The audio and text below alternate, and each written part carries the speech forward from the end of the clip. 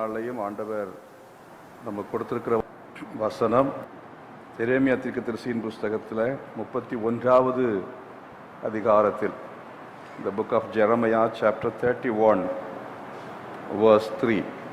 எரேமியா 31:3. பூர்வ காலம் முதல் கர்த்தர் எனக்கு தரிசனையானார் என்பாய். ஆம், அநாதி சிநேகத்தால் உன்னை சிநேகித்தேன், ஆதலால் காருண்யத்தால் உன்னை இழுத்துக் கொள்ளுகிறேன். ஒரு நிமிடம் கண்களை மூடி நம்ம ஜெபிக்கலாம். நல்ல பிதாவே, இந்த ஆண்டில் இந்த நாள் வரையிலையும் கர்த்தர் எங்களுக்கு போதுமானவராக இருந்து எங்களை வழிநடத்தின நம்முடைய மேலான கிருபைக்காய்மை துதிக்கிறோம்.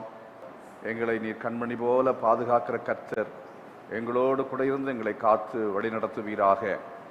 ஆண்டவரே, உம்முடைய வசனத்தின்படி நீர் எங்களை ஒவ்வொரு நாளும் உம்முடைய கர்த்தாவே அன்பினால் உம்முடைய அன்பை நாங்கள் உணர்ந்தவர்களாக ஜீவிக்க எங்களுக்கு உதவி செய்ய வேண்டும் என்று நாங்கள் செபிக்கிறோம்.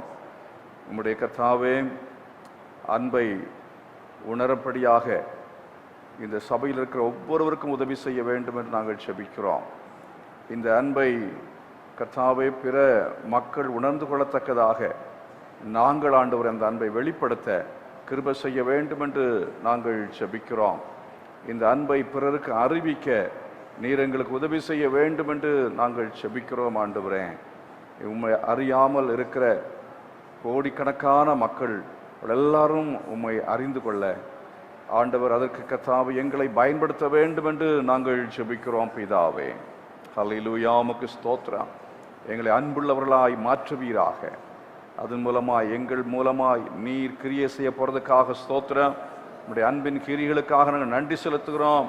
உடைய அன்பின் கிரியைகள் குடும்பங்களிலே வெளிப்படட்டும் ஆண்டவரே, இந்த சபையிலே வெளிப்படட்டும் ஆண்டவரே, தேசத்திலே வெளிப்படுவதாக இப்போது எங்களோடு கூட பேசும் இயேசுவின் நாமத்தில் பிதாவே, ஆமென். கர்த்தர் நம்முடைய அன்பின் தேவனாக இருப்பார். ஆண்டவர் அவர் நம்மை நித்திய சிநேகத்தினால சிநேகிப்பேன் என்று சொல்கிறார். அவர் நமக்கு நண்பனாக இருப்பார். அவர் நம்மோடு அன்பாக இருப்பார். அவருடைய அன்பை நாம் அனுபவிக்க போகிறோம். அல்லேலூயா. அவருடைய ஆசீர்வாதங்களை பற்றி நம்ம கேள்விப்பட்டிருக்கிறோம். பொதுவாக வாக்குத்தத்தம் என்று சொன்னாலே அவருடைய ஆசீர்வாதங்களைத்தான் நம்ம கேள்விப்பட்டிருக்கிறோம். ஆனால் ஆண்டவர் நம்மோடு கூட பேசுகிறார். என்னுடைய அன்பை நான் உனக்கு என்ன செய்வேன்? வெளிப்படுத்துவேன். நான் உன்னோடு அன்பாக இருப்பேன். என்னுடைய அன்பை நான் உணர்ந்து கொள்ளும்படி செய்வேன். நான் உனக்கு சிநேகிதனாக இருப்பேன். இந்த மாதிரிப்பட்ட இந்த சத்தியங்களை நாம் அறிந்து கொள்ளும்படி கர்த்தர் நமக்கு உதவி செய்ய போகிறார். ஆமென், அல்லேலூயா. அவருடைய அன்பை நாம் அறிந்து கொள்ள கர்த்தர் நமக்கு அவருடைய அன்பை வெளிப்படுத்தும் பொழுது தேவன் அதை அறிந்து கொள்ளும்படியான கிருபையை நமக்கு கர்த்தர் தருவாராக. Praise the lord. அல்லேலூயா. இந்த வசனத்தை மறுபடியும் நீங்க வாசிக்கலாம். பூர்வ காலம் முதல் கர்த்தர் எனக்கு தரிசனையானார் என்பாய். ஆம், அநாதி சிநேகத்தால் உன்னை சிநேகித்தேன், ஆதலால் காருண்யத்தால் உன்னை இழுத்துக் கொள்வேன். பூர்வ காலம் முதல் கர்த்தர் எனக்கு தரிசனை ஆனார் என்பாய் என்று தமிழிலே நம்ம படிக்கிறோம். ஆங்கிலத்தில் the Lord appeared to us in the past saying, I have loved you with an everlasting love, I have drawn you with unfailing kindness என்று சொல்லி இருக்கிறது. இன்னொரு மொழிபெயர்ப்பில் எப்படி வாசிக்கிறோம்? New living translation. Long ago the Lord said to Israel, I have loved you, my people, with an everlasting love, with unfailing love, I have drawn you to myself. இந்த ரெண்டு மொழிபெயர்ப்பில் இருந்து நம்ம என்ன நினைக்கிறோம்? இந்த Lord appeared to us in the past. ஆண்டவர் யாருக்கு தரிசனம் ஆனார்? ஆண்டவருடைய அன்பை தேவன் வெளிப்படுத்தின யாருக்கெல்லாம் கர்த்தர் வெளிப்படுத்தினாரோ அவளுக்கெல்லாம் கர்த்தர் என்ன செய்தார்? தரிசனமாகி இருக்கிறார். பூர்வ காலம் முதல் கர்த்தர் எனக்கு தரிசனையானார் என்று சொல்லியிருக்கிறது. அப்ப தரிசனையானார் என்று அந்த கடந்த காலத்தோடு நின்று விடுகிற ஒரு அனுபவம் அல்ல. கர்த்தர் நமக்கு அவர் சிநேகிதனாக இருக்க வேண்டும் என்றால், ஆண்டவர் நம்முடைய வாழ்க்கையிலே தன்னுடைய அன்பை நமக்கு ஒவ்வொரு நாளும் அவர் வெளிப்படுத்தி கொண்டிருக்க வேண்டும் என்றால், அவர் நம்முடைய அன்பின் தேவனாக இருக்க வேண்டும் என்றால், பிரைஸ் தி லார்ட், ஹல்லேலூயா. ஏன் அப்படி சொல்லுகிறேன் என்றால், அதாவது தேவன் அவர் நமக்கு சிநேகிதனாக சிலருக்கு இருக்கிறார், சிலருடைய வாழ்க்கையிலே அவர் எதிரியாகவும் செயல்படுகிறார். அநேகருடைய வாழ்க்கையிலே கர்த்தர் விரோதியாக மாறுகிறார், எதிரியாக மாறுகிறார். இஸ்ரவேல் ஜனங்களுடைய வாழ்க்கையிலேயும் கர்த்தர் சில சமயத்தில் அவர் என்ன செய்தார் என்றால், அவர் எதிரியாக அவர் செயல்பட்டார், எனிமி. உங்க வாழ்க்கையில் கர்த்தர் எப்படிப்பட்டவராய் இருக்கிறார் என்று நீங்களும் நானும் கொஞ்சம் அதை சிந்தித்து பார்க்க வேண்டும்.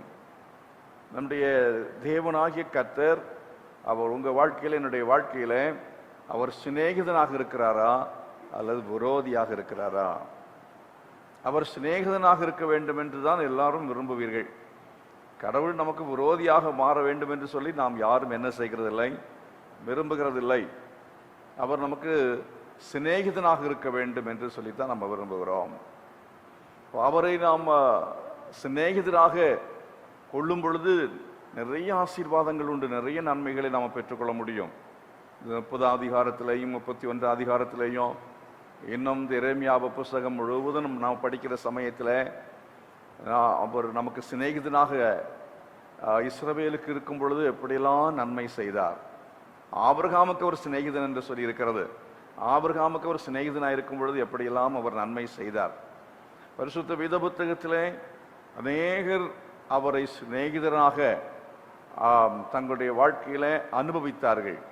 அவ்விதமாக யார் யாருக்கெல்லாம் தேவன் சிநேகிதனாக இருந்தாரோ அவள் எல்லாருடைய வாழ்க்கையிலையும் அவர்கள் பெற்ற நன்மைகளையும் ஆசீர்வாதங்களையும் நம்ம பெற்றிருக்கிறோம், நம்ம பார்த்திருக்கிறோம், வேதத்தில் நம்ம படிக்கிறோம். அருமையானவர்களே, நம்ம எல்லாரும் விரும்புகிறோம் கடவுளுடைய ஆசீர்வாதத்தை பெற்றுக்கொள்ள வேண்டும் என்று சொல்லி விரும்புகிறோம். தேவன் நம்மை ஆசீர்வதிக்க வேண்டும் என்று விரும்புகிறோம். அவர் நமக்கு நன்மைகளை செய்ய வேண்டும் என்று சொல்லி விரும்புகிறோம். ஆனால் அவைகளெல்லாம் நம்முடைய வாழ்க்கையிலே பெற வேண்டும் என்று சொன்னால் நாம் அவரை நமக்கு சிநேகிதனாக கொள்ள வேண்டும். அவருடைய அன்பை நாம் சுதந்திரித்துக் கொள்ள வேண்டியது அவசியமாக இருக்கிறது. அல்லது அவருடைய அன்புக்கு பாத்திரவான்களாய் நாம் நடந்து கொள்ள வேண்டியது அவசியம். அவருடைய அன்புக்கு பாத்திரவான்கள், அவருடைய சிநேகிதனாக நாம் எப்படி நடந்து கொள்ள முடியும்? யாருக்கு அவர் சிநேகிதனாக இருப்பார்? இந்த வசனம் தெளிவாய் சொல்கிறது. பூர்வ காலம் முதல் கர்த்தரனுக்கு தரிசனை ஆனார் என்று சொல்லி இருக்கிறது. பூர்வ காலம் முதல் கர்த்தரனுக்கு தரிசனையானார். 3ஆவது வசனத்தை மறுபடியும் வாசிக்கலாம். 31. பூர்வ காலம் முதல் கர்த்தர் எனக்கு தரிசனையானார் என்பாய். பூர்வ காலம் முதல் கர்த்தரனுக்கு தரிசனை ஆனார். தரிசனை என்பதற்கு அர்த்தத்தை புரிந்து கொள்வதற்காக தான் நான் ஆங்கில வேதாகமத்தில் இருந்து அதை நான் வாசித்தேன். அதாவது the Lord hath appeared என்று ஆங்கிலத்தில் சொல்லி இருக்கிறது. அதனுடைய தரிசனை என்கிறது நமக்கு தமிழில் புரியத்தான் செய்யும். அதை இன்னும் கொஞ்சம் கூட விளங்கி கொள்வதற்காக அதை நான் ஆங்கிலத்தில் வாசித்தேன். தேவன் அவர் நமக்கு காட்சி கொடுத்தார். அவருடைய காட்சியை கண்டவர்கள், அவருடைய தரிசனத்தை கண்டவர்கள், அவருடைய தரிசனத்தை அவர் யாருக்கெல்லாம் தன்னை வெளிப்படுத்தினாரோ, அவருடைய அன்பை வெளிப்படுத்தினாரோ, அல்லது தன்னை அவர் யாருக்கெல்லாம் வெளிப்படுத்தினாரோ, யாரெல்லாம் அவருடைய தரிசனத்தை அவர்கள் கண்டார்களோ அவள் எல்லாருக்கும் அவர் சிநேகிதனாக இருக்கிறார். கரங்களை வைத்து கர்த்தரை மகிமைப்படுத்துவான். அவர் நமக்கு எதிரியாக அல்ல, அவர் நமக்கு சிநேகிதனாக இருக்க வேண்டும் என்று சொன்னால் நாம் ஒவ்வொரு நாளும், அதாவது ஒரு நாளில் நம்ம அவரை சந்தித்தோம், ஒரு நாளில் அவருடைய தரிசனத்தை நம்ம பெற்றுக்கொண்டோம், ஒரு நாளில் நம்ம அவருடைய வெளிப்பாட்டை பெற்றுக்கொண்டோம். ஆனால் அங்கே நின்று விடாதபடிக்கு ஒவ்வொரு நாளும் அவரை நாம் தரிசிக்க வேண்டும். கரங்களை வைத்து கர்த்தரை மகிமைப்படுத்துவோமா? அல்லேலூயா. கர்த்தர் பழைய ஏற்பாட்டிலே தரிசனம் கொடுத்தார். பழைய ஏற்பாட்டில் ஆண்டவர் இயேசு பிதாவாகிய தேவன் அவர் கர்த்தருடைய தூதனானவர் என்கிற அந்த பெயரில் அவர் தரிசனம் கொடுத்திருக்கிறார். ஆனால் புதிய ஏற்பாட்டில் ஏன் ஆண்டவர் ஆபிரகாமை பற்றி பார்க்கிறோம், ஆபிரகாம கர்த்தர் தரிசனமானார் என்று சொல்லி இருக்கிறது. நோவாவுக்கு கர்த்தர் தரிசனமானார் என்று பார்க்கிறோம். நோவாவுக்கு தரிசனமான கர்த்தர், ஆபிரகாமுக்கு தரிசனமான கர்த்தர், பழைய ஏற்பாட்டிலே பக்தர்களுக்கு எல்லாம் அவர் தரிசனம் ஆனாரே, புதிய ஏற்பாட்டில் அவர் தரிசனமாகி இருக்கிறாரா? புதிய ஏற்பாட்டிலையும் ஆண்டவர் தரிசனமாகி இருக்கிறார். சிலரை குறித்து நம்ம பார்க்கிறோம். அதாவது ஆண்டவர் சவுலுக்கு என்ன செய்தார்? தரிசனமானார் என்று சொல்லி நம்ம பார்க்கிறோம். சவுலை ஆண்டவர் நேசித்தபடினாலே அவனுக்கு கர்த்தர் தரிசனமானார்.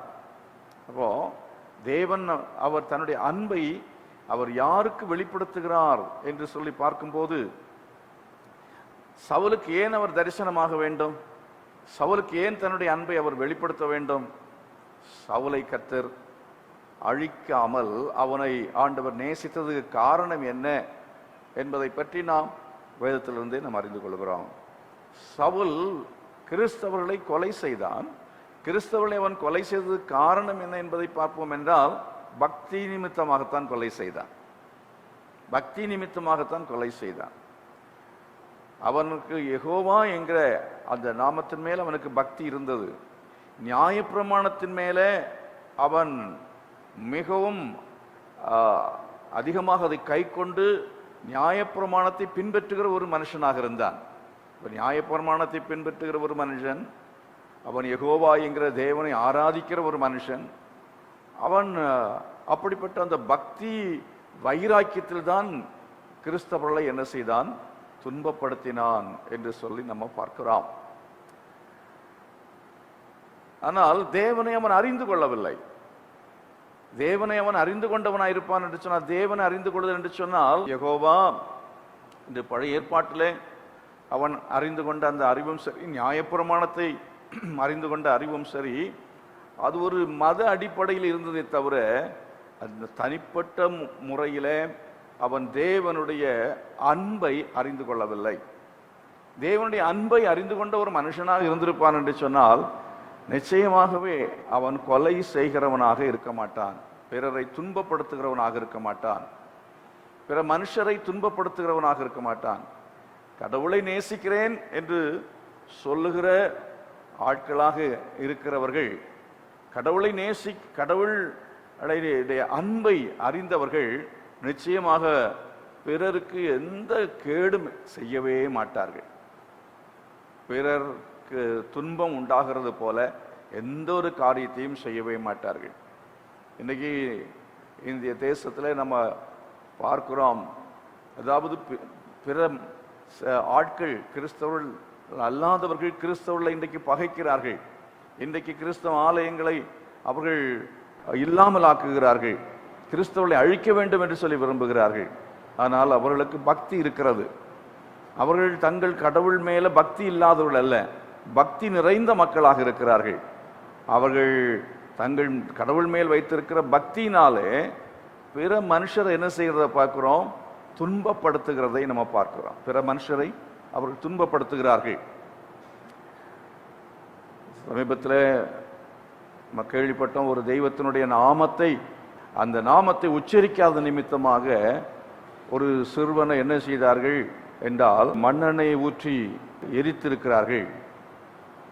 60% அவனுடைய சரீரத்தில் காயப்பட்டு அவன் உயிருக்கு போராடி கொண்டிருக்கிறதாக செய்திகள் வந்து கொண்டிருக்கிறது. அப்படி என்று சொன்னால், அந்த இரக்கம் என்கிறது அவர்களுக்கு இல்லாமல் போனது காரணம் என்னவென்று சொன்னால், அன்பின் தேவனை அவர் தரிசிக்கவில்லை. அவர்களுக்கு இருக்கிற தரிசனம், அவர்கள் அறிந்திருக்கிறதான தெய்வம் யார் என்று சொன்னால் அன்பின் தெய்வம் அல்லவே அல்ல. அன்பின் தெய்வம் அல்ல. அநேக தெய்வங்களை நம்ம பார்க்கும் பொழுது அவர்கள் அன்பின் காட்சியோ, அவருடைய தோற்றத்தை நாம் பார்க்கும் பொழுது அந்த அன்பின் தோற்றத்தை நம்ம அவங்கள்ட்ட பார்க்க முடியவில்லை. அவர்கள் மிக கொடூரமாக காட்சியளிக்கிறார்கள். ஆகவே அவர்களை தரிசிக்கிறவர்கள், அவர்களை தரிசிக்கிற அந்த மக்கள் அந்த கொடுமையான சிந்தை உள்ள மக்களாக மாற, கொடூரத்தன்மை உள்ள மக்களாக மாறுகிறார்கள். ஆனால் ஒரு கிறிஸ்தவன் அப்படிப்பட்டவன் அல்ல. அவன் தரிசிக்கிறதான ஆண்டவர், அவர் வருத்தப்பட்டு பாரம் சுமக்கிறவர்களே நீங்கள் என்னிடத்தில் வாருங்கள், நான் உங்களுக்கு இளைப்பாறுதல் கொடுக்கிறேன் என்று சொல்லுகிற ஆண்டவர். அவரை தரிசிக்கிற சமயத்தில் அவர் எப்படி அவரை தரிசிக்கிறார்கள்?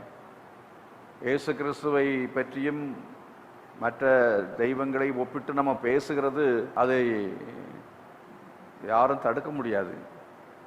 நாம் அதை பேசித்தான் ஆக வேண்டும். இயேசு கிறிஸ்துவையும் மற்ற தெய்வங்களையும் நாம் பார்க்கும் பொழுது, இயேசு கிறிஸ்து தரிசனம் ஆன இடத்துல எங்கேயாவது அவர் என்ன செய்ய மாட்டார்? கொடுவாளை வைத்துக்கொண்டு மனம் திரும்பு என்று அவர் சொல்லுகிறதில்லை. அல்லாவிட்டால் மனம் திரும்பு என்று அவர் சொல்லுகிறதோ, இல்லை என்றால் என்னை நீ வணங்க வேண்டும், என்னை நீ ஆராதிக்க வேண்டும் என்று சொல்லி ஆண்டவர் அவனோடு அவர் யுத்தம் செய்ய, அல்லாவிட்டால் ஆண்டவர் அவனோட கொடுவாளை காட்டி அவனை மிரட்டி பணிய வைக்கிற தெய்வம் அல்லவே அல்ல. நம்முடைய மார்க்கம் எப்படிப்பட்ட மார்க்கம் என்று சொன்னால், அது மக்களை துன்புறுத்தி இந்த கடவுளை வணங்க வைக்கிறது, அல்லாவிட்டால் இந்த மதத்திலே சேர்க்கிறது அல்லவே அல்ல. கட்டாயப்படுத்தி யாரையும் மதம் மாற்றுவதோ, இல்லை என்று சொன்னால் இயேசுவை பணிய வைக்கிறதோ, இயேசுவை ஆராதிக்க வைக்கிறதோ, ஆலயத்துக்கு கொண்டு வருவதோ, இது நம்முடைய வேதத்தில் சொல்லப்பட்டிருக்கிற காரியம் அல்லவே அல்ல. நாம் யாரையும் துன்புறுத்தி, இல்லைன்னா அவர்களை ஏதாவது மிரட்டி, அது பிள்ளைகளாக இருக்கட்டும், இல்லைன்னா மனைவியாக இருக்கலாம், இல்லைன்னா கணவனாக இருக்கலாம், இல்லை என்று சொன்னால் நம்ம வீட்டில் வேலை செய்கிற ஒரு வேலைக்காரியாக இருக்கலாம், நீ ஆலயத்துக்கு வரவில்லைன்னா உனக்கு வேலை கொடுக்க மாட்டேன் அப்படி நம்ம சொல்லுவோம் என்று அது நம்முடைய உரிமை அல்லவே அல்ல. அந்த விதத்திலே ஒரு காலத்தில் இல்லை என்று சொன்ன வேறு விதத்தில் சலுகையை காட்டி செய்யலாம். நீ இயேசுவை ஏற்றுக்கொண்டால் உனக்கு வேலை தருவேன் என்று சொல்லி ஒரு ஆளுக்கு வேலை கொடுக்கிறோம், அது நிமித்தம் அவன் வந்து ஞானஸ்நானம் எடுக்கிறான் என்று வைத்துக் கொள்ளுங்கள். அப்படி எடுத்தவர்கள் நிறைய பேர் இருக்கிறாங்க. உலகம் முழுவதும் இருக்கிற கிறிஸ்தவர்கள், பெரும்பாலுமான மக்கள் ஒரு காலத்தில் சலுகைகளுக்காக, அரசாங்க சலுகைகளுக்காக மதம் மாறினவர்கள் தான் பெரும்பாலுமான மக்கள். ஆனால் இங்கே வசனம் என்ன சொல்கிறது? கர்த்தர் எனக்கு தரிசனையானார். ஆமென், அல்லேலூயா. நாம் ஏதோ பணத்தை பார்த்து இயேசுவண்டை வந்தவர்கள் அல்ல, இல்லை என்று சொன்னால் வேறு ஏதோ சலுகைகளுக்காக மதம் மாறினவர்கள் அல்ல. அப்படிப்பட்டதான ஆட்கள் ஒருபோதும் அவருடைய சிநேகிதனாக இருக்கவே மாட்டார்கள். அவர்களுக்கு அவர் சிநேகிதனாக இருக்கவே முடியாது. அவர்கள் ஒரு மத அடிப்படையில் ஜீவிக்கிற ஒரு மக்களாக இருப்பார்கள் அல்லாமல் உண்மையான ஒரு கிறிஸ்தவனாக இருக்கவே மாட்டார்கள். உண்மையான ஒரு கிறிஸ்தவனாக இருக்க வேண்டும் என்றால் கர்த்தர் நமக்கு தரிசனமாக வேண்டும். அல்லேலூயா. எங்க அப்பாவுக்கு தரிசனமானார், அவர் ஆலயத்துக்கு அழைத்து கொண்டு போனார். நான் அந்த பழக்கத்துக்கு வந்திருக்கிறேன், நான் ஆலயத்துக்கு போகிறேன், நான் வேத புத்தகத்தை விசுவாசிக்கிறேன், வேத புத்தகத்தின்படி ஆண்டவரை நான் விசுவாசிக்கிறேன், இயேசுதான் தெய்வம் என்று விசுவாசிக்கிறேன், ஒரு கிறிஸ்தவன் என்று சொல்லி பிள்ளைகள் ஒருவேளை சொல்லலாம், எனக்கு இயேசுதான் கடவுள் என்று சொல்லலாம். இயேசுதான் கடவுள் என்று சொல்வது அல்லது அந்த விசுவாசம் என்பது தரிசனத்தின் அடிப்படையிலே வர வேண்டும், தரிசிக்க வேண்டும், அவரை தரிசிக்க வேண்டும். ஆண்டவரை தரிசிக்காமல் நாம் நமக்கு அவர் சிநேகிதனாய் இருக்கக்கூடியதான வாழ்க்கையை நாம் பெற்றுக்கொள்ள மாட்டோம். அப்படிப்பட்ட ஒரு வாழ்க்கை நமக்கு இருக்க வேண்டும் என்று சொன்னால் அவரை நாம் தரிசிக்க வேண்டியது அவசியமாக இருக்கிறது. கர்த்தரை மகிமைப்படுத்துவோமா? ஹல்லேலூயா. சவுலுக்கு கர்த்தர் தரிசனமானார். அவன் தமஸ்கு ரோட்ல போகிற சமயத்திலே தேவன் அவர் சடுதியிலே ஒரு வெளிச்சம் உண்டாயிற்று. கர்த்தர் அவனோடு கூட பேசினார். அவன் கீழே விழுந்தான். மறுபடியும் ஆண்டவர் என்ன செய்தார் என்று சொன்னால், அவனை நீ வீட்டில் அவன் என்ன செய்ய சித்தமாக இருக்கிறேன் என்று சொல்லி கேட்டபொழுது, நீர் யார் என்று கேட்கிறான். நீர் யார் என்று கேட்கும் பொழுது, நீ துன்பப்படுத்துகிற இயேசு நானே என்று ஆண்டவர் அவனோடு கூட பேசுகிறதை நாம் பார்க்கிறோம். அருமையானவர்களே, இது காரணம் என்ன? ஆண்டவர் அவனுக்கு தரிசனம் கொடுப்பது காரணம் என்ன? ஆண்டவர் இந்த உலகத்துள்ள எல்லா மக்களையும் அவர் நேசிக்கிறார். எல்லா மக்களையும் நேசிக்கிறார். கிறிஸ்தவர்களை துன்பப்படுத்துகிற மக்களையும் நேசிக்கிறார். நமக்கு விரோதமாய் பேசுகிற மக்களையும் அவர் நேசிக்கிறார். தவறான ஜீவியம் உள்ள மக்களையும் கூட ஆண்டவர் நம்ம வெறுக்கிறது போல அவர் வெறுக்கிறதே இல்லை. நம்ம தான் வெறுக்கிறோம், ஆனால் அவர்கள் வெறுக்கிறதே இல்லை. அதாவது ஒரு ஸ்திரீ பாவத்திலே கையும் மெய்யுமாய் பிடிக்கப்பட்டு கொண்டு வரப்பட்டாள். விபச்சாரத்திலே நாங்கள் அவளை கையும் மெய்யுமாய் பிடித்தோம் என்று சொன்னார்கள். அவள் எல்லார் கையிலும் ஒவ்வொருவரும் தங்கள் கையிலே ஒரு கல்லை வைத்திருந்தார்கள். ஆனால் இயேசு கிறிஸ்து என்ன சொன்னார்? உங்களில் பாவம் இல்லாதவன் முதலாவது என்ன செய்யட்டும்? கல்லறியட்டும். பாவம் செய்தாளா, விபச்சாரம் செய்து விட்டாளா, இவளை உயிரோடு வைக்கக்கூடாது, இவளை கல்லறிந்து கொல்லுங்கள் என்று ஆண்டவர் அவளை பார்த்து அவள் காரியத்தில் அப்படி ஒரு நியாய தீர்ப்பை, ஒரு தீர்ப்பை அவர் சொல்லவில்லை. ஆண்டவர் அவள் மேல அவர் கோபத்தை வெளிப்படுத்தவில்லை. ஆண்டவர் என்ன செய்தார்னு சொன்னால், அவர் தன்னுடைய இரக்கத்தை வெளிப்படுத்தினார். கரங்களை வைத்து கர்த்தரை மகிமைப்படுத்துவோமா? ஆண்டவர் அவருடைய அன்பு எப்படி வெளிப்படுத்துகிறார் என்றால் இரக்கத்தின் மூலமாய் வெளிப்படுத்துகிறார். அவருடைய இரக்கம், அதைத்தான் நம்ம இந்த வசனத்தில் 3வது வசனத்தில் படிக்கிறோம். உன்னை சிநேகித்தேன், ஆதலால் காருண்யத்தால் உன்னை இழுத்துக் கொள்கிறேன். அல்லேலூயா. அவர் நம்மை சிநேகித்த அப்படின்னாலே காருண்யத்தினால நம்ம என்ன செய்கிறார்? இழுத்துக் கொள்கிறார். காருண்யம் என்பது என்ன? ஆங்கிலத்தில் அதை I have drawn you with unfailing kindness என்று சொல்லப்பட்டிருக்கிறது. unfailing kindness. ஆதலால் காருண்யத்தால் உன்னை நான் இழுத்துக் கொள்வேன். அநாதி சிநேகித்தால் உன்னை சிநேகித்தேன், ஆதலால் காருண்யத்தால் உன்னை என்ன செய்கிறேன்? இழுத்துக் கொள்கிறேன். unfailing kindness. அதே சமயத்து நமக்கு தமிழ் வார்த்தை புரியாதனால தான் நான் விளக்கமாக சொல்கிறேன். காருண்யம்னு சொன்னால் வாசிக்கிற டைம் எத்தனை பேர் புரிஞ்சிருப்பீங்க? புரியவே புரியாது. ஆனால் ஆங்கிலத்தில் கைண்ட்னஸ் என்று சொல்லப்பட்டிருக்கிறது. அது இன்னும் சொல்ல போனால் அன்ஃபெயிலிங் கைண்ட்னஸ். காருண்யம் என்பதற்கு அன்ஃபெயிலிங் கைண்ட்னஸ் என்பதை பார்க்கிறோம். ஆகவே ஆண்டவர் நமக்கு அந்த இரக்கம், முடிவில்லாத இரக்கம், முடிவில்லாத ஒரு இரக்கத்தை அவர் நமக்கு காண்பிக்கிறபடினால தான் நம்ம உயிரோடவே இருக்கிறோம். கரங்களை வைத்து கர்த்தரை மகிமைப்படுத்துவோமா? அல்லேலூயா. இந்த உலகத்தில் உள்ள மக்களை எல்லாம் ஆண்டவர் ஏன் வச்சிருக்கார் அப்படின்னு நம்ம நினைக்கிறோம். பாருங்க, எத்தனை பாவத்தை செய்து எப்படிப்பட்ட கொடுமையான ஆட்களா இருக்கிறாங்க. கிறிஸ்தவங்களை அழிக்கிறவங்களா இருந்தாலும் சரி, நீதிமானை கொலை செய்கிற மக்களாக இருக்கிறாங்க, அநியாயம் அக்கிரமம் செய்கிற மக்களாக இருக்கிறாங்க. ஆனா கர்த்தர் சொல்றாரு, அநாதி சிநேகித்தால் உன்னை சிநேகித்தேன். கர்த்தர் சொல்ற நமக்கு மாத்திரம் அல்ல, இந்தியாவில் இருக்கிற அத்தனை மதத்தை சார்ந்த மக்களையும் பார்த்து சொல்கிறார், அநாதி சிநேகத்தால் உன்னை என்ன செய்தேன்? சிநேகித்தேன். நான் காருண்யத்தால் உன்னை என்ன செய்கிறேன்? இழுத்துக் கொள்கிறேன். அதை கர்த்தர் அவர் தன்னுடைய அன்பை இந்த உலகத்துக்கு அவர் வெளிப்படுத்த வேண்டும் என்று சொன்னால் நாம் என்ன செய்ய வேண்டும்? இந்த சவுலுடைய வாழ்க்கையில அவனுக்கு கர்த்தர் தன்னை வெளிப்படுத்தி அவனை ஆண்டவர் ரட்சித்து அவனை கர்த்தர் ஒரு பெரிய அப்போஸ்தலனாக மாற்றினார். அப்படி மாற்றுவதற்கு காரணம் என்ன? அன்றைக்கு சபையார் என்ன செய்தார்கள்? ஊக்கமாய் ஜெபித்தார்கள். அல்லேலூயா. சில சமயத்தில் எப்போதுமே நாம் என்ன செய்ய வேண்டும் என்றால், ஆண்டவருடைய அந்த கோபத்தை அவர் வெளிப்படுத்தி அவர் பட்சிக்கிற அக்கினியாய் வெளிப்படாமல் இருப்பதற்காக நாம் செய்ய வேண்டிய காரியம் என்னவென்று சொன்னால், திறப்பின் வாசலை நிற்க வேண்டியது அவசியமாக இருக்கிறது. நம்ம பிள்ளைகளாக இருக்கலாம், நம்முடைய கணவனாக இருக்கலாம், இல்லை மனைவியாக இருக்கலாம், இல்லை நம்முடைய ஊரில் நமக்கு தீமை செய்கிற ஒரு நபராக இருக்கலாம்.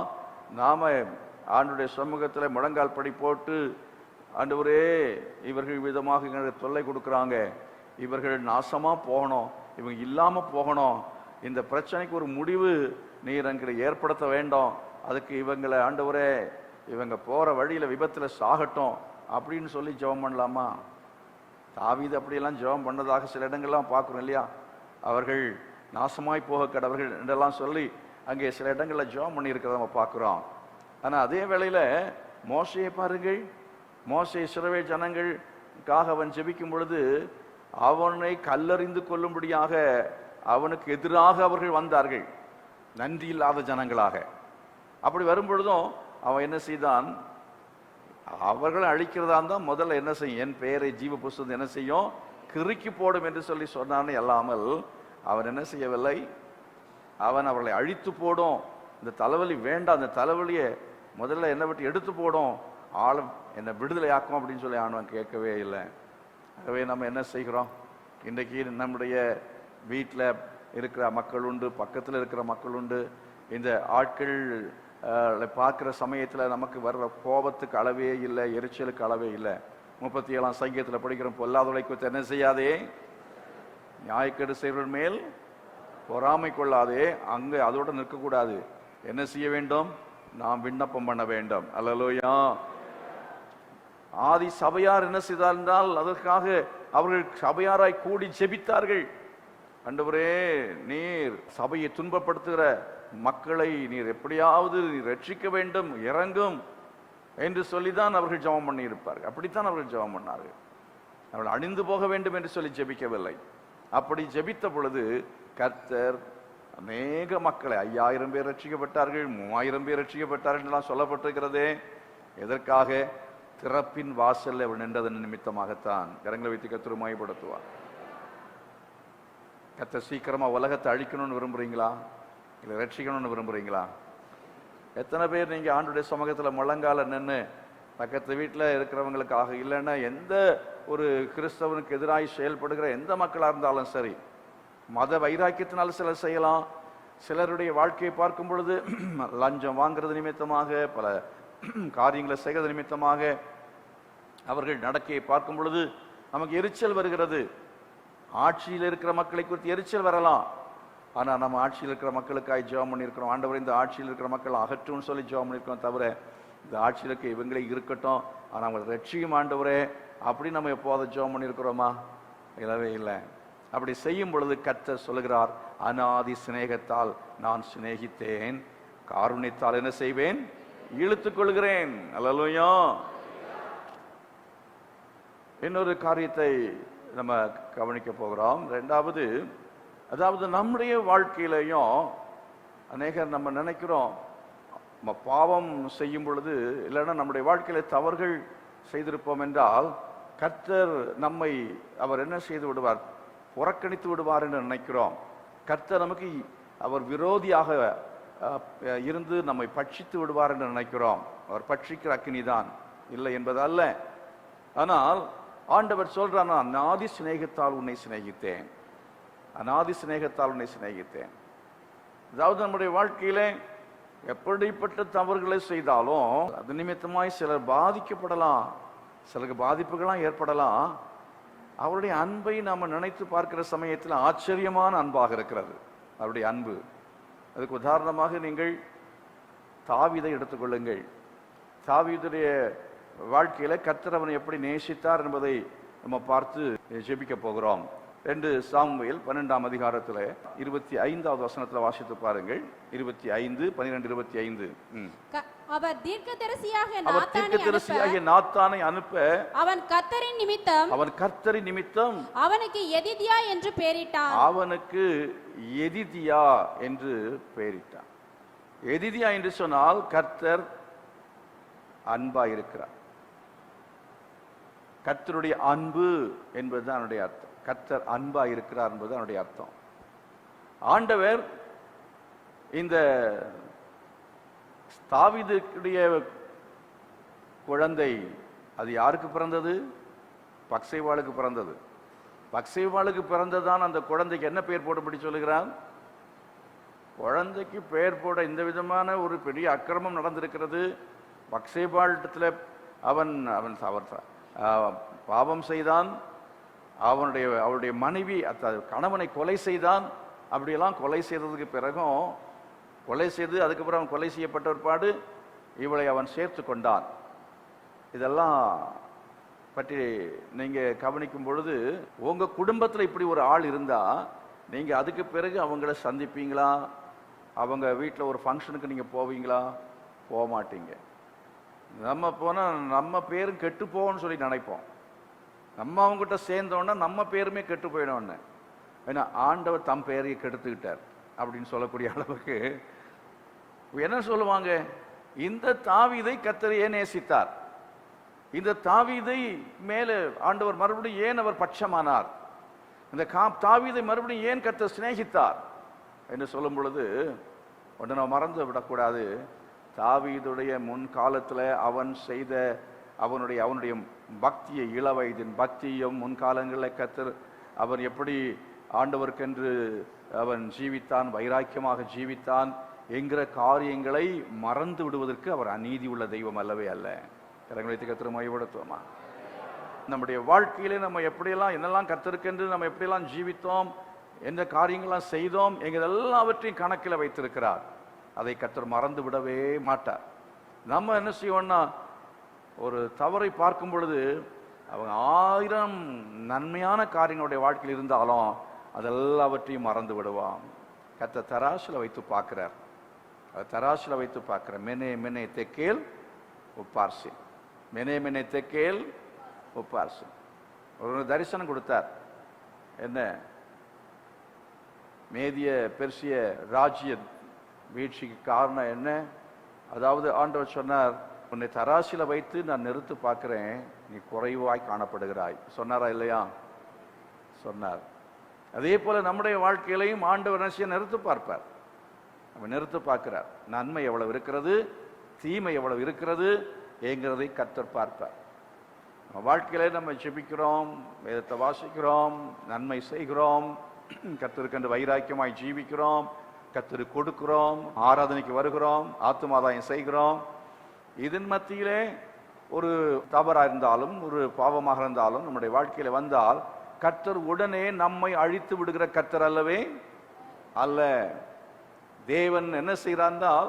இந்த தாவீதுக்கு பக்சேபாடத்தில் பிறந்த பிள்ளைக்கு பெயர் போடும்படியாக பெயர் சொல்லி அனுப்புகிறார். யார்கிட்ட? நாத்தான் தீர்க்கதரிசியிடம் சொல்லி அனுப்புகிறார். அவனுக்கு என்ன பெயர் போட வேண்டும்? எதிதியா என்கிற பெயரை. ஆண்டவர் நேசிக்கிறார், கர்த்தர் நேசிக்கிறார் என்கிற செய்தியை சொல்லும்படியாகத்தான் இந்த பெயரை போடும்படி கர்த்தர் அவனுக்கு சொல்லி அனுப்புகிறார். ஆமென், அல்லேலூயா. நான் அவனை நேசிக்கிறேன் என்ன காட்டுகிறார்? அந்த அன்பின் கொடியை கர்த்தர் உயர்த்தி காட்டுகிறார். கர்த்தர் உங்களுக்கு அந்த அன்பின் கொடியை உயர்த்தி காட்ட வேண்டுமா? எத்தனை பேர் அதை விரும்புறீங்க? ஆண்டவர், இந்த அன்பின் கொடி எனக்கு உயர்த்தி காட்டுவீராக. என் குடும்பத்திலே நியாய தீர்ப்பு வெளிப்பட்டு விடக்கூடாது ஆண்டவரே. கர்த்தாவே, உம்முடைய அன்பை எனக்கு நீர் வெளிப்படுத்துவீராக. உம்முடைய அன்பை நான் உணர்ந்து கொள்ள எனக்கு நீர் உதவி செய்வீராக. உம்முடைய அன்பை நான் அறிந்து கொள்ள எனக்கு உதவி செய்வீராக. தகப்பனே, அந்த அன்பின் கொடி எனக்கு உயர்த்தும் என்று சொல்லி கேட்போம். கர்த்தர் தம்முடைய அன்பின் கொடியை நம்ம மேல என்ன செய்கிறார்? உயர்த்துகிறார். அவள் மேல் பறந்த கொடி நேசமே, ஹல்லேலூயா என்று சொல்லப்பட்டிருக்கிறது. காரணத்தை நான் சொல்லுகிறேன். இந்த குழந்தைக்கு என்ன பெயர் போட்டான் சொல்லி 24ஆம் வசனம் சொல்லுகிறது. பின்பு தாவீது தன் மனைவியாகிய பத்சேபாளுக்கு ஆறுதல் சொல்லி அவளிடத்தில் போய் அவளோடே சயனித்தான். அவள் ஒரு குமாரனை பெற்றால் அவனுக்கு சாலமோன் என்று பெயரிட்டான். அவனுக்கு சாலமோன் என்று என்ன செய்தான்? பெயரிட்டான். சாலமோன் சொன்ன அர்த்தம் என்ன?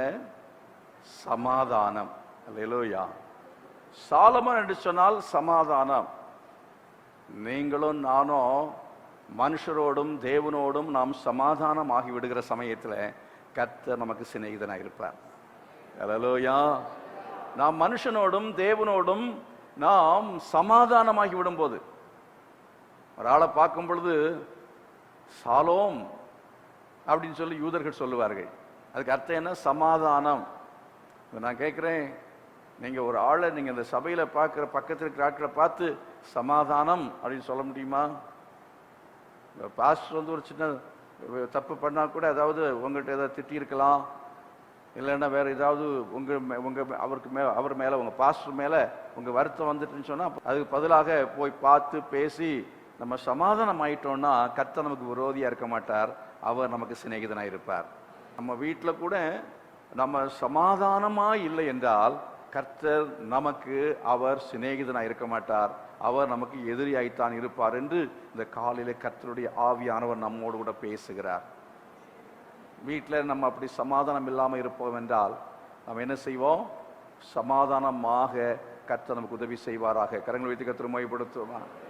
ஆண்டவரே, நான் கணவன் மனைவியை சமாதானமாய் ஜீவிக்க எனக்கு உதவி செய்யும்.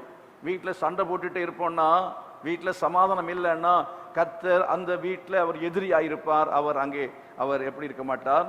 அவர் சிநேகிதனாக இருக்கவே மாட்டார். ஒரு சபையிலே நீங்க வேலை செய்கிற மக்கள் இடத்துல நீங்க சமாதானமா இல்லை என்று சொன்னால், இப்ப சமாதானத்துக்கு இங்க பாரு 24 வசனத்துல, பின்பு தன் மனைவி பத்சேபாளுக்கு ஆறுதல் சொன்னான் என்று சொல்லப்பட்டிருக்கிறது. ஆகவே ஆறுதல் சொன்னான் என்று சொல்லி பார்க்கிறோம். ஆகவே அந்த விதமாய் மக்களிடத்துல நம்ம போய் ஆறுதல் சொல்வது, பேசுவது, அவளை சமாதானப்படுத்துவது, இந்த விதமாய் ஒப்புரவாகுவது, இந்த காரியங்களை நாம் செய்யும் பொழுது கர்த்தர் நமக்கு அவர் நான் என்ன செய்கிறேன்? என்னுடைய அன்பின் நேசக்கூடிய உனக்கு நான் காட்டுகிறேன். நான் உண்மையில் அன்பாக இருந்து உன்னை நான் ஆசீர்வதிக்க போகிறேன். 31வது அதிகாரத்தில் பின்னாலே சொல்லப்பட்டிருக்கிற ஆசீர்வாதங்கள், எல்லா நன்மையினாலும் உன்னை என்ன செய்வேன்? நிரப்புவேன். உன் ஆத்துமாவை நான் சம்பூர்ணமடைய செய்வேன், திருப்தியாக்குவேன். இதெல்லாம் கர்த்தர் சொல்றார். ஆகவே நாம் மனுஷரோடும் தேவனோடும் சமாதானம். அப்ப கர்த்தரோடத்துல இவன் எப்படி சமாதானமானான் என்பதை பற்றி எல்லாம் சொல்றதுக்கு நேரம் இல்லை. அங்கே நீங்க 12ஆம் அதிகாரத்தில் வாசித்து பாருங்கள். அவன் கர்த்தரோடு எப்படி சமாதானமானான். நாத்தான் தீர்க்கதரிசி போய் அவனுடைய பாவத்தை உணர்த்துகிறான். பாவத்தை உணர்த்தும் பொழுது நாத்தான் தீர்க்கதரிசியை என்ன செஞ்சிருக்கலாம்? அவன் கொலை செய்திருக்கலாம். அதே மாதிரி யோவான் ஸ்நாபகன் என்ன செய்தான்?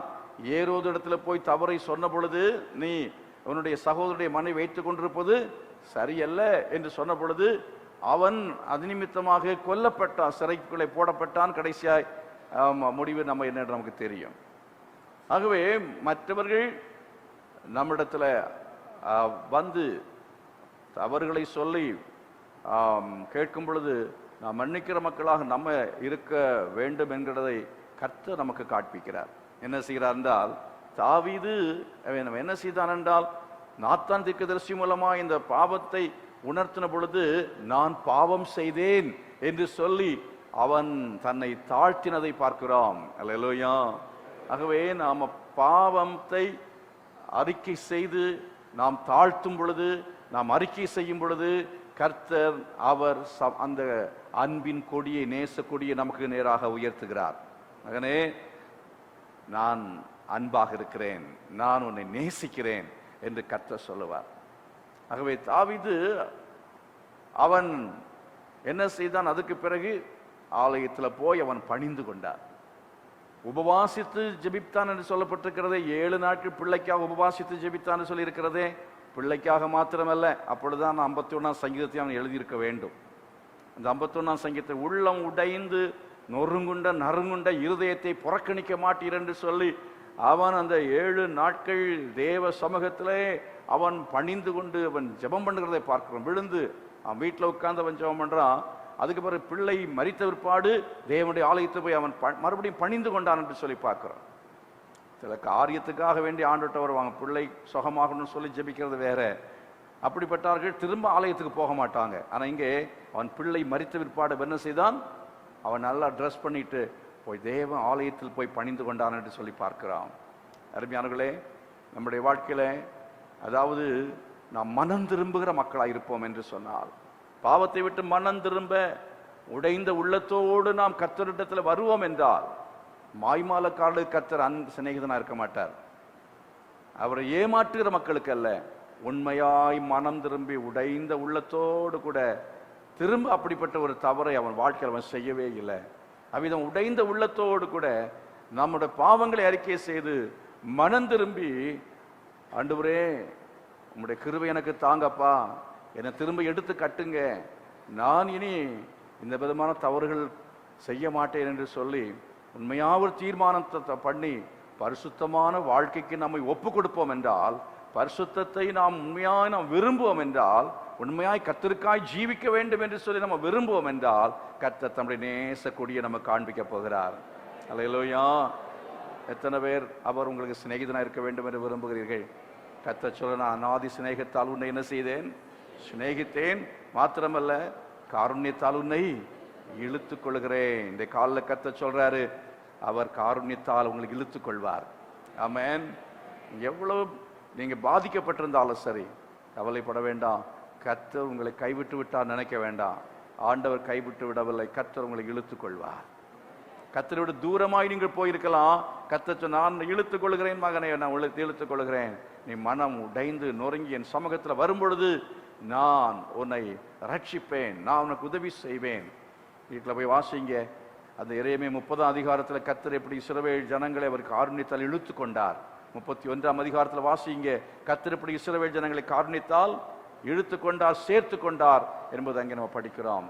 தேவ சமூகத்தில் எல்லாரும் நம்ம கண்களை மூடி ஆண்டு சமூகத்தில் ஜெபம் பண்ணுவோம். ஆண்டவரே, உம்முடைய சிநேகத்தால் என்னை நீர் இழுத்துக் கொள்வீராக. உம்முடைய காருண்யத்தால், உம்முடைய சிநேகத்தால் என்னை சேர்த்துக் கொள்வீராக. உம்முடைய காருண்யத்தால் என்னை இழுத்துக் கொள்வீராக. ஓ ஹல்லேலூயா, thank you Jesus. தேவ சமூகத்தில் எல்லா கரங்களை வைத்து உமக்கு சிநேகிதனா நான் இருக்க விரும்புகிறேன் என்று எத்தனை பேர் ஆண்டவர்கிட்ட ஜெபம் பண்ண விரும்புறீங்க? உடைய சிநேகிதனா நான் இருக்கணும்ப்பா. நீர் ஆண்டவரே என்னுடைய வாழ்க்கையில விரோதியாக இருந்தால் நான் தாங்கிக் கொள்ள முடியாது, சகித்துக் கொள்ள முடியாது. இந்த உலகத்தில் எத்தனையோ விரோதிகள் இருந்தாலும் நீர் எனக்கு சிநேகிதனா இருப்பீர் என்றால் அந்த விரோதிகள் எல்லாவற்றையும் கர்த்தர் நிர்மூலம் பண்ணுவேன். இந்த உலகத்தில் உள்ள விரோதிகள் எல்லார் மத்தியிலே நம்ம காக்கப்பட வேண்டும் என்றால் கர்த்தரை சிநேகிதனாய் நம்ம அவரை என்ன செய்ய வேண்டும்? மாற்றிக்கொள்ள வேண்டும். கரங்களை வைத்து கர்த்தர் சமஸ்தம், ஆண்டவரே உம்மை விட்டு விலகி போகாமல் உம்மோடு இருக்கணும்ப்பா. பாடலாம் சேர்ந்து பாடுவோம். உம்மோடு இருக்கணுமே, உம்மோடு இருக்கணுமே ஐயா, உம்மை போறணுமே, உம்மோடு இருக்கணுமே ஐயா, உம்மை போறணுமே.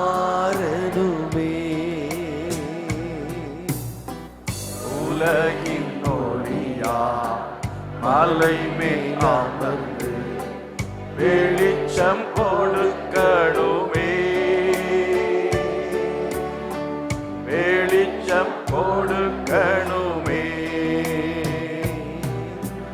உம்மோடு இருக்கணுமே ஐயா, உம்மை போறணுமே, உம்மோடு இருக்கணுமே ஐயா, உம்மை போறணுமே.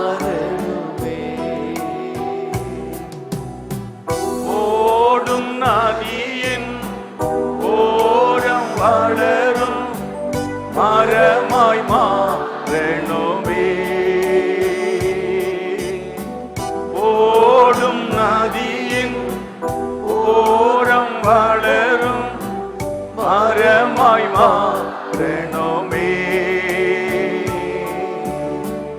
எல்லா நாளும் இலைகளோடு கனிகள் கொடுக்கணுமே,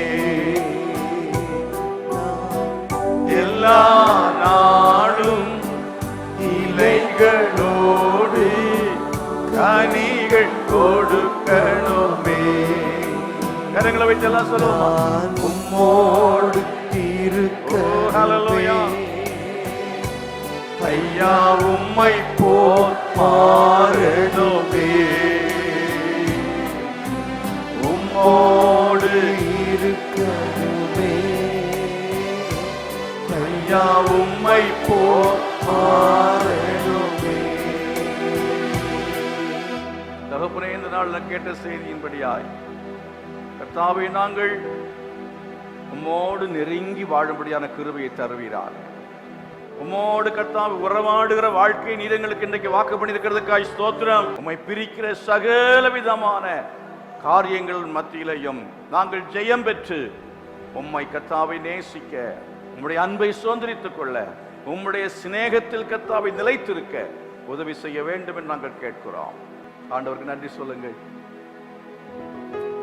உம்முடைய அன்புக்காய் ஸ்தோத்திரம் என்று எல்லாரும் கர்த்தரை ஸ்தோத்திரம் பண்ணுங்க. இயேசுவே, என்னை நேசித்தீரே உமக்கு ஸ்தோத்திரப்பா.